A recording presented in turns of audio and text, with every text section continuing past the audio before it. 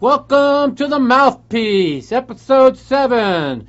Today, we're going to talk about my trip down to Tulsa, Oklahoma at the Scotty Win Challenge in Cherokee Casino. We're going to talk about how I did. We're going to talk about the up-and-coming World Series of Poker. Da-da-da-da-da. It starts tomorrow. My first event's tomorrow. I'll be playing 21 or 23 events. I'm not quite sure yet. We're going to talk about my hand of the week, which happened to be my blow-up hand of the week.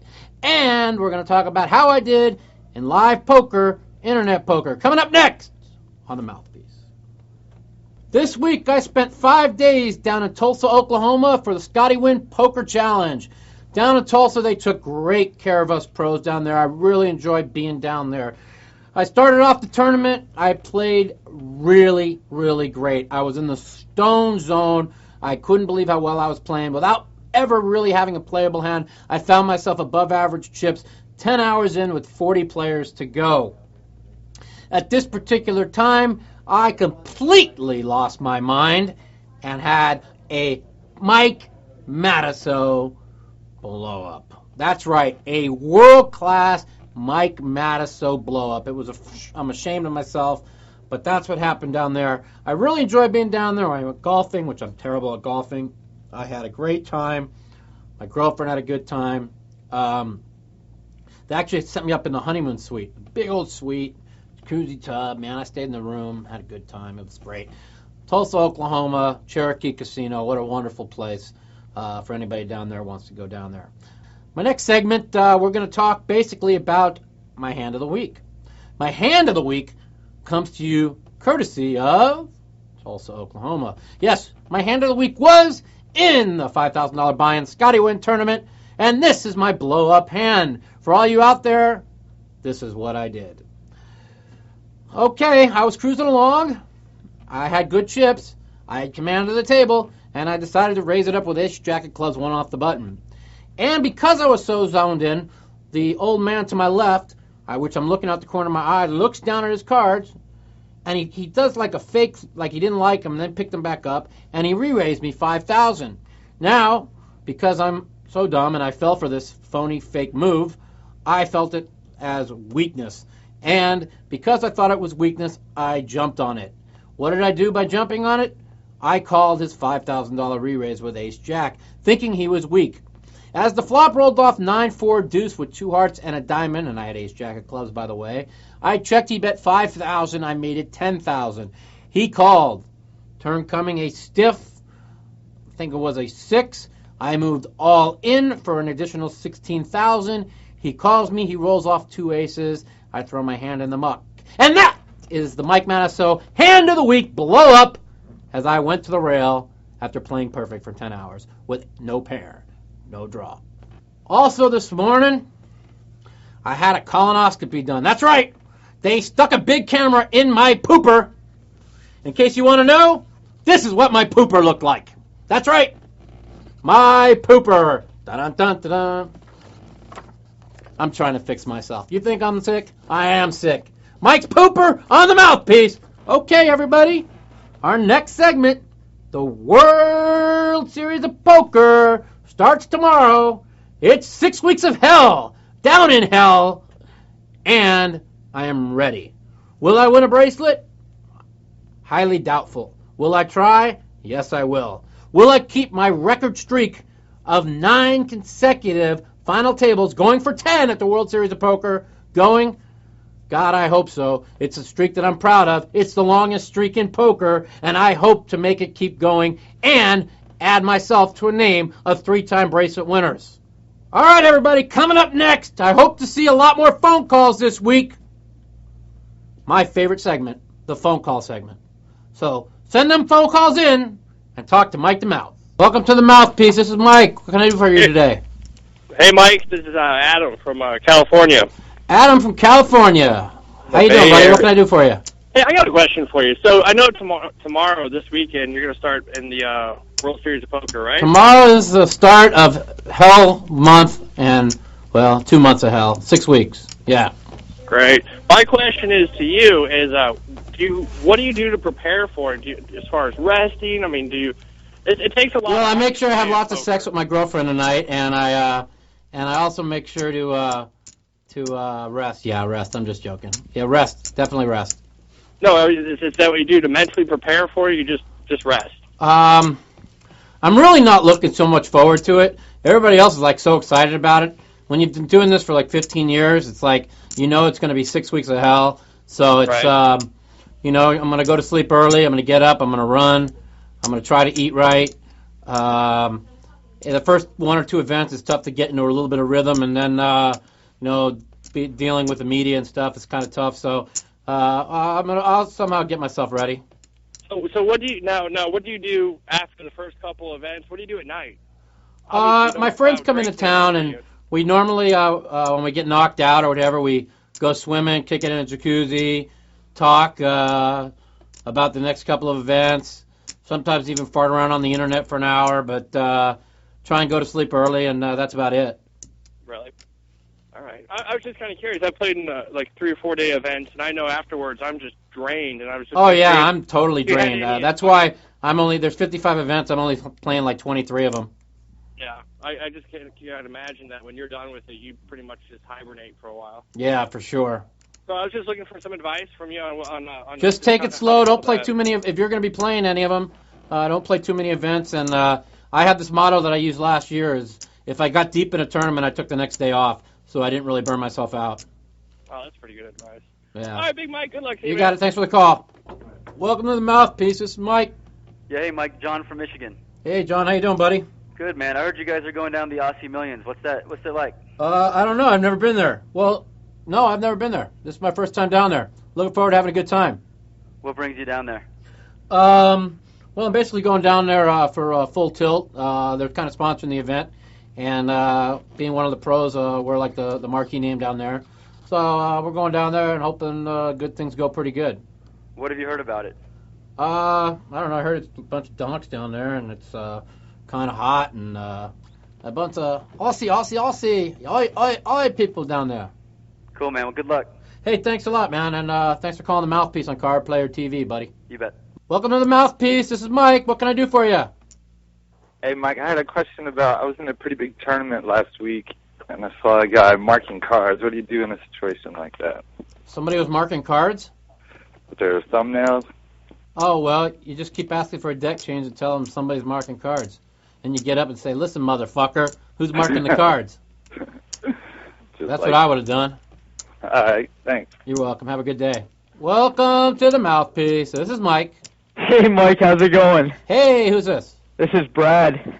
Brad, as in Brad Booth? Yes. Sounded like Brad Booth. What are you doing there, kid? Not much, yo. I'm just, I'm wondering how your week's going. Things are going pretty good, man. Things are going better for me. How about you? Any better? Yeah, I'm playing a lot of online poker. Yeah, that's not good. No, it's not. Yeah, when you coming to town? I don't know, man. Probably not for about 4 years, considering I'm only 17. Oh, this ain't Brad Booth, you liar. Who is this? Brad? What Brad who? I don't got a last name. Oh, you were messing with me. I thought it was Brad Booth. No, oh, you're only man. 17, so your name's Brad. You play online poker. You call me. You lie to me. You give me shit. What do you want? Not much. Just call to say hi? Yeah, man. Oh, hi to you too, man. It's nice talking to you. Yeah, you too. All right, yeah. Any questions for me? Yeah, I was wondering what your plans were for the series this year. My plans are to stay focused, play good, and get lucky. How many events you planning on playing? I think 21. That sounds good. Yeah. Hopefully you get some bracelets in this year. Well, even if I don't, as long as I make at least 1 or 2 final tables, I'll be happy. Yeah, man, you're an excellent player. You just get dicked a lot. I do get dicked. You're right about that. Welcome to the Mouthpiece. This is Mikey. What can I do for you? Hey, Mike the Mouth. It's Adam from New York. How are you? Adam from New York. How you doing, buddy? Very good, thanks.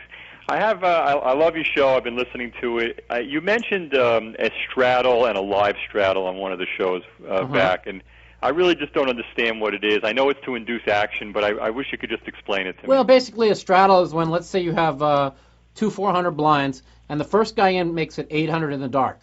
Okay, that's a straddle. He goes $800 straddle. Okay, now if it's a no limit, it's an $800 live straddle. Well, basically speaking, action now. The next guy who acts, he's going to act on the straddle. So instead of raising normally like making it 12 or 1400 on the on the original blind, he'll probably make it 24, 2,600 on the straddle. And a lot of times they'll attack, because now there's 3 blinds for them to attack. Well, now you get the last option instead of the big blind having the last option. So now the straddle, if you pick up a big hand in a straddle, you usually win a big pot. Oh, I see. So it's a live straddle. It means even though he puts the 800 in blind, he can also has last action to re-raise. Ah, I see. Okay, now I understand. Yeah, so it's like I picked the bases once on a straddle and won like a $50,000 pot. So it's always a good spot to raise and or to play, and it creates action. And if you pick up a big hand, it creates a big pot. Interesting. Yeah. You got time for one more quick question? Sure, go ahead. I also wanted to know what your opinion was of, you see, of course, the big players do well, they make money, but how difficult is it to really be a professional poker player? It's very, very tough. It's the toughest thing anybody can ever do. And it takes a lot of time. It takes a lot of mental stability, which I even am tough with. And you just got to be willing to take the losses, and you got to be willing for pain. You got to like pain and suffering, I guess, because professional poker player is the toughest thing anybody can ever do. It's not an easy job, is what you're saying. No, it's not an easy job at all. There's probably no tougher job. Really? Yeah, okay. Because, mentally, it's easy to sit on your ass, but, it's also, when you start those losing streaks, are just, you have to be able to take them. Right, you have to be able to. And if you play real high like I do, high limits, it's real tough. You got to still pay the bills while you're going through a losing streak. Yeah, how do you like losing $2 million straight in your cash flow and you only had about $1 million in cash? Now you got to pay your bills and you got to borrow, so then what do you do? So, it's tough life. Are there a lot of the better name or the well-known professionals are successful, or some of them really aren't, or you would think that they are? Everybody goes broke. Just remember that. Like Chip Reese once told me, I've been broke 6 times. Everybody who's a professional, no matter how much money they had or have, will go broke at least once in their life playing poker. So the only guarantee is that their house wins. The only guarantee is the house wins. I agree, but also the only guarantee is if you're a good poker player, you'll make money in the long run. But you gotta be good. Well, I appreciate you taking the time. Thanks a lot. Love your show. Thanks for the call. Okay, bye bye. Welcome to the Mouthpiece. This is Mikey. What can I do for you? What's up, Mike? How's it going? This is Ryan from Oklahoma City. Ryan from Oklahoma City. How you doing? I was just up that way yesterday. Yeah, man. I was gonna ask you how you did. Well, I played extremely well. Yeah. Had a good amount of chips, 10 hours in. There was about 40 players left. And I had a Mike Matusow blow up. And, basically, I'm going to talk about that on the show today. Oh, okay, cool. So I really don't want to get into it with you because I'm really going to talk about it in one of my segments. But it was not pretty. Yeah. But I enjoyed it down there and had a good time. Cool. Hey, I was going to ask you, how do you get ready as far as like your strategy and stuff for the World Series? Like, what do you really like just sit down and think of what you want to accomplish, and how do you figure out what you want to accomplish? Basically, my goals are to find a way to get up every morning and play well. I don't know how I'm going to do it, but I know I have to get up every day. I got to run. I got to eat well, and I got to get focused. You got to understand, I hate tournament poker. So getting me excited to get up every day to go down to play stupid tournament pokers, which I call donkaments. Because every idiot can win a poker tournament. It's hard to do. But it's important because in the old days when the World Series came around, we played mostly side games and then played a couple of tournaments. Now you got to play all the tournaments because if I was to win one tournament, it's worth probably 5 times more than all the cash game, all the money I can make in any cash game. As far as like promoting myself into higher status in the poker world. So that's why I got to play tournaments. Mm-hmm. Well, that's cool. I was just wondering about that because everybody talks about. My preparation that I work the hardest on is to get myself where I'm on the right sleep schedule. Meaning, if the tournaments start at noon, I want to be waking up at 10 and be well rested going around about noon. So yeah. Do you have any superstitions? Do you have any superstitions you do, like little things you have to do every year? No, the only thing I want to do is be rested. Yeah. If I get my 8 to 9 hours of sleep every day, I'll be a factor. All right, cool. Well, that's all I've got. All right, man. Good luck, man. Thanks for calling, and call anytime you want, man. All right, man. Thanks. Thanks, bud. Bye. Welcome to the Mouthpiece. This is Mike. What can I do for you?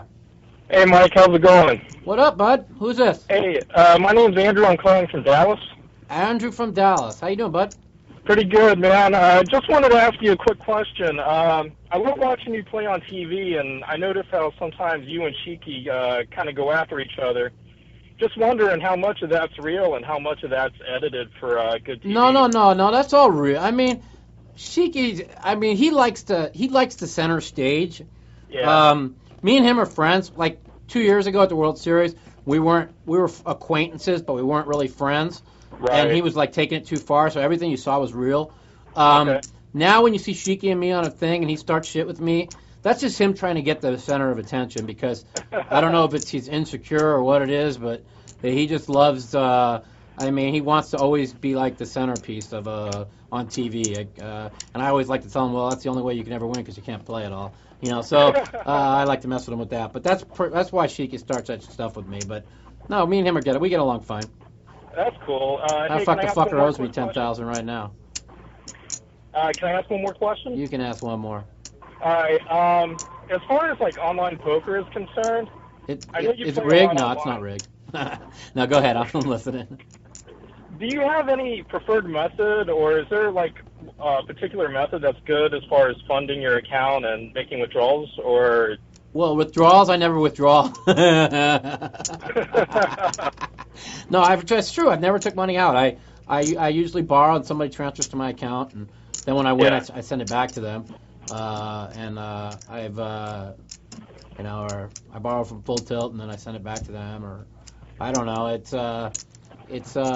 I really wouldn't know how to answer that really as far as like funding it. I heard they got Full Tilt now as like my web ATM. That's pretty good, and okay. That's our main funding there. But I don't really put money on or off any sites.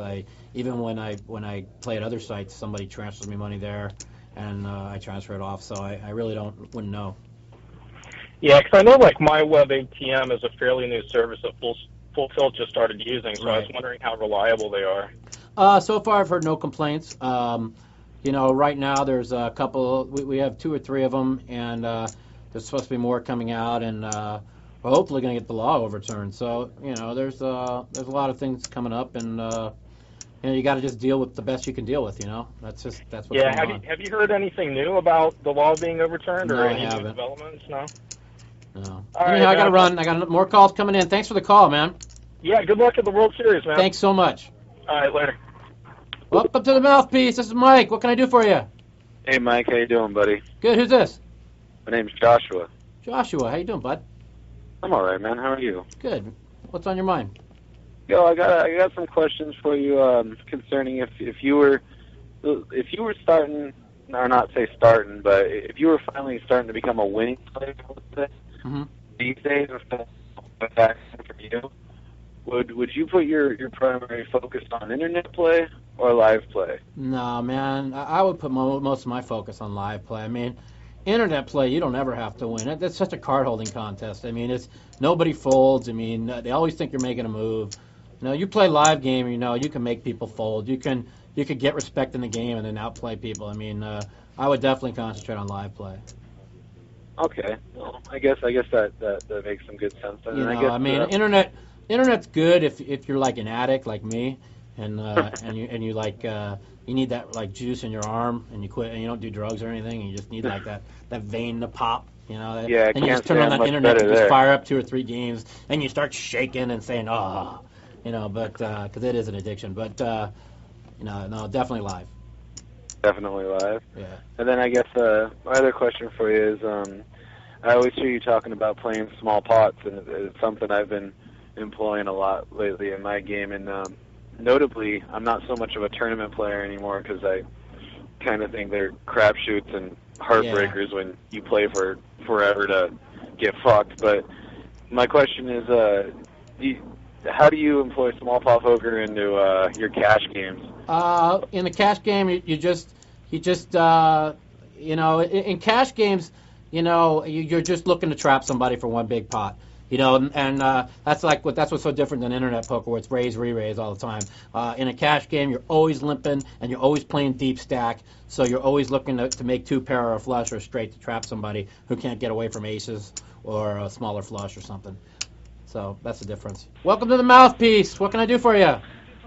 Hey, Mike, this is Mark Brush. I'm calling from Mexico. How you doing? Hey, what's going on, bud? Hey, man. I just had a quick question about strategy and tournament play.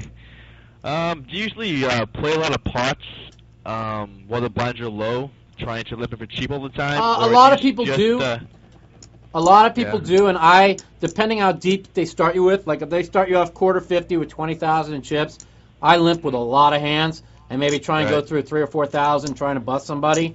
If it's only like 10,000 in chips and it's quarter 50 or 25, I don't play any hands because there's no money out there to make and there's a lot of money to lose. So it basically depends on how deep they start you and what you want to do. But I'm learning more now to try and play really, really, really, really tight until the antes are in the pot. That's how I like to play.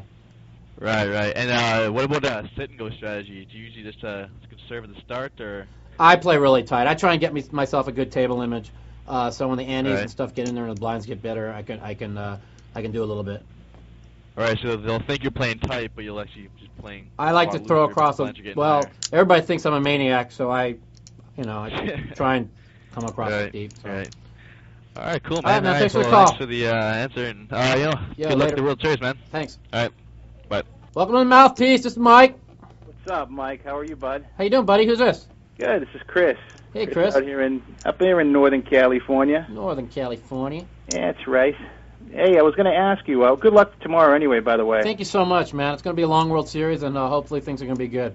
I think you'll do good, man. It seems like your game's getting a lot more solid. You're doing well. Yeah, I've been playing real well. I've been winning a lot. I feel like I got a lot of my patience back, which I thought was missing for a while. That's awesome. What do you accredit that to? I mean, it's just do you have any regiment you do with anything that you do to get that on track? Or I got it on track. Well, I think it got back on track during High Stakes Poker about 3 weeks ago when we filmed it. I was really hurting. Okay. I was financially hurting. I had struggling with confidence, and I didn't play that good, but I won some pots. And then I came back, and I played in some side cash games, and I played pretty good, and I won some pots. And all of a sudden, I got a little money going and a little flow, and I got a little confidence back. And all of a sudden, all the things I used to do right, I started doing. And instead of playing scared because I was afraid I was going to lose every pot, which I did for like 8 months straight, I started believing I was going to win every pot, and which allowed me to start making great plays and great moves and just making all right decisions, and then everything kind of fell into place. That's cool, man. Yeah, that's what I was going to ask you too. Another question was, I'm an amateur player. I like to get out there and play. I don't play every day. It's not a living for me, but I'm very competitive. And I was going to ask you, what is the one thing that you see? I mean, it might be a vague question. It might be, too wide of a question actually. But what's the one? Hurry up because we got more calls behind you. Okay, what's the one thing you see the amateur player do over and over and over that you can just capitalize on all the time? What they do over and over and over, the mistakes that they make? Yeah, what's the biggest one? The biggest mistake everybody makes is FPS, fancy play syndrome. They all think that poker is all no limit hold'em's about trying to outplay everybody, when all it's basically about is just sitting there and waiting for them to make a mistake, and just waiting and playing patiently and waiting to jump on them for making a mistake. Cool, man. Hey, it's an honor to talk to you. Anytime, man. Call anytime. Okay, bud. Take See care, you later. Bye. Welcome to the Mouthpiece. This is Mike. Who am I talking to? Mike, Richard at Feeling, California. How you doing? Richard, how you doing, buddy? Real good. Got a question about Pot Limit Omaha online. Go ahead. I like to play 10 cent, 25 cent, 6-seater. And several times I've run into where I could be in position, maybe got some, pair of queens or a pair of jacks along with 2 other cards, maybe not helping them. Mm-hmm. And might have a couple of callers, and I will, pop it up, raise it up pot. Mm-hmm. And I'll usually get, maybe say the big blind and the other 2 callers to call. Mm-hmm. And when the flop comes, if, let's say, a king or an ace comes, and if it gets checked to me, should I go and, pot it? Or should I? It depends. I like the time when, I don't really like to raise with queens or jacks and stuff like that, but if I do... I'm figuring being in position. Yeah, if I do, and in the small blind or the big blind, Paul, one of them has it. But I a lot of times pot it too. I mean, if I raise it, they think I have ace, king, queen, or I have aces. I I continuation bet a lot in pot limit Omaha. So definitely continuation bet. But then they raise me, I fold. I do a lot of continuation betting in PLO where in No Limit Hold'em I very seldom continuation bet anymore because they'll if it doesn't, they think you raise with ace king, if it doesn't come any paint, they always check raise you. So I never continuation bet, but I do continuation a lot in pot limit Omaha. Now, if you get called and let's say the turn comes and they check to you, should you also continuation bet? Hell no. Okay. All right, that's all I wanted to find out. You got it, buddy. Thanks for the call, man. Hello, Mikey here. What can I do for you? Not too much, Mike. I'm one of your MySpace buddies. You said I you got a need MySpace calls. buddy on the phone. What's up, buddy? Which buddy is this? What's that? I'm Nomadic Pro. Oh, how you doing, bud? I'm doing pretty good. I'm calling you from over here on the East Coast. Hey. I don't really haven't gotten a chance to check out your show before, but. Oh, well, I appreciate the call, man. Of course. So what's the basis of the calls? Do you go over hands? Do you just basically, chit-chat? you call me and you ask whatever the fuck you want to ask me. Oh, you get wonderful. one fucking phone call, you get one question, and I hang up on your fucking ass, and we go to the next one. Wonderful. Outstanding. Well, hey, you could give me some information on this hand I played. Go ahead. Or are you just sick of poker, talking about poker? I hate fucking poker. I hate talking about poker. But for you, I will hear what you played. Tell me. All right. Interesting hand I had a while back, and I just, when I get to people with great intellect like yourself, I like to put these kind of hands in front of them and see different ways to play it and how they would have reacted or what they would have done. Shoot it. So I was playing a little home game, a lot of real solid players that I love playing against because they don't do anything tricky. I had built up, it was just a little 1-2 game, had built up a $100 buy into like $600 or something like that. Really pounding them and we were playing real aggressively. I raised the hand itself. I raised with 5-6 suited from the cutoff +1. Nobody had come in yet. Flops comes down 2-3-4 rainbow. So that's flop pretty good the flop nut straight. for that hand. Yeah, flop the nut straight. But I was playing aggressively all night, so I lead out on the flop because I had raised pre-flop. I lead out. I get called by the two guys who were in the hand with me, who, by the way, were the cutoff and the button. Both guys behind me called. They both smooth called me, and based on my reads of these guys, having played with them for a few hours and a couple times before that, I kind of put the cutoff guy on having like a middle pair, maybe 8s, 9s, around there, but the guy on the button, I just knew he had a huge hand, and like at least the set or maybe. So when the turn comes in 8, and I knew he had a big hand on the button, and I wanted to max value. I went all in for $500 into a $120 pot. I like it. That's about what I would have done. I figured the cutoff guy, if he had a set, you're gonna fucking get him for all his money. Yeah, he actually did have a set. He had a top set. He had flopped a set of 4s. Yeah, so you got all his money. Top set, and unfortunately, the river boated him up. So my question, just based on that, Should you have called him and see if the board didn't pair on the river? Is that your question? If I was real solidly sure that he had a set, and if I had, my thing was if I hadn't played that fast and saw the board paired. This same situation happened to me in a Poker Stars tournament, a live tournament on a cruise ship back about 4 or 5 years ago, and I knew the guy had a set of kings, and the flop had come King 10-9, and I had Jack Queen, and we were both real deep, and I led the flop. He called. And I led the turn, and he raised me. And a lot of people said if you were that sure he had 2 kings, you should have just flat called him, and just if the board don't pair on the river, you're going to get it all anyhow instead of risking it. Right. And the guy, I think Todd Brunson was the one who told me that, and he made a good point to me. And I thought it through many times and said to myself, yes, you're probably right. And no, it could come a jack or a queen, and now you're not going to get all the money because he's just going to knuckle the river. So, with one pull at the deck where you're the guy's got 10 wins once and you're like 6-1 favorite, I don't mind getting all the money in. I don't, Yeah. All right, you're welcome to the Mouthpiece. What's up, bud? You are our Hey, last Mike. caller of the day. Oh, wow. I have officially cut off phone calls for the day and saved the best for last. So tell me what you got for me. What kind of advice can you give to me? Because I'm 19 years old now, and Okay. I'm thinking about turning pro when I hit 21. Do you have any advice? Yeah, don't do it. Go to school and do something else. Oh, really? That's my advice to you. No, professional poker is a very, very, very tough job. I tell people this all the time. You're going to deal with a lot of ups and downs. You're going to be on top of the world for many a months and on bottom of the barrel for many. It's a very, very tough lifestyle, but once you're in it, there's no out. So, Yeah, I see. I think possibly using poker as a secondary income is what I try and recommend to all the younger kids, because it's just everybody is learning how to play really fast, and winning at poker is becoming much, much tougher than it used to be. Yeah. I had another question for you. How did your trip to Tulsa come last week? I played really, really well. Things didn't work out so well. I kind of had a Mike Matusow blow up, but I enjoyed myself. They took care of me out there, and I can't wait to go back. It was a good tournament, and I'm looking forward to the World Series now. Yep. Well, thanks, Mike. Hey, you're very, very welcome, man. Thanks for the call. Call anytime. Good luck in the series. You got it. Later. All right. Oh, my God. Holy God. Now that's what I'm talking about. That's the phone calls I was looking for. I had to cut 3, 4, 5 phone calls off. I had so damn many of them. It was nonstop for the whole 30 minutes, 3 to 3:30. Calling Mike the Mouth on the Mouthpiece. Thank you for calling. Thank you for the show. I'm out of here. We're going to talk to you next Thursday. Hopefully we'll squeeze you in between one of these tournaments, and I'll tell you how the World Series of Poker is going for me.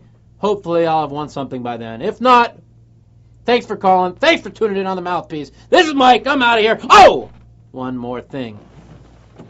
Don't forget my anus. Da-da-da-da-da-da-da. Da-da-da-da-da-da-da. Da-da-da-da-da. Later.